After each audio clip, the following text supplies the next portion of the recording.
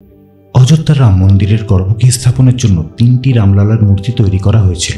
শেষ পর্যন্ত শিল্পী অরুণ যোগরাজের মূর্তিটি বেছে নেওয়া হয়েছে, কিন্তু বাকি 2 শিল্পীর তৈরি মূর্তি দুটি কেমন দেখতে, শেষ পর্যন্ত কোথায় রাখা হবে, আজকের ভিডিওতে আপনাদের সেটা বলবো। তো বন্ধুরা, চ্যানেলটি সাবস্ক্রাইব করে ভিডিওটি শেষ পর্যন্ত দেখুন। অযোধ্যার রাম মন্দিরের প্রাণ প্রতিষ্ঠা হয়েছে রামলালার।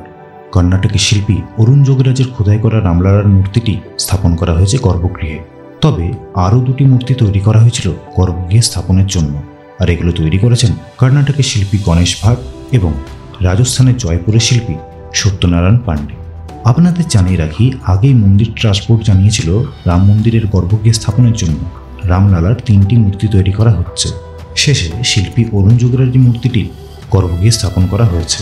মজার বিষয় হলো, কর্ণাটকের শিল্পী গণেশ ভাটও রামলালার একটি শ্যামলা রঙের মূর্তি তৈরি করেছেন, তবে মূর্তি তৈরিতে তিনি ব্যবহার করেছেন নেল্লিকাঠি পাথর। অন্যদিকে রাজস্থানের জয়পুরের শিল্পী সত্যনারায়ণ পাণ্ডে রামলালার মূর্তিটি তৈরি করেছেন সাদা মার্বেল পাথর দিয়ে। তবে মানুষ কিন্তু এই মূর্তি দুটোরও প্রশংসা করছেন। তবে গর্ভগৃহে স্থান না পেলেও এই মূর্তিগুলি রাম মন্দিরের ভেতরে অন্য জায়গায় স্থাপন করা হবে।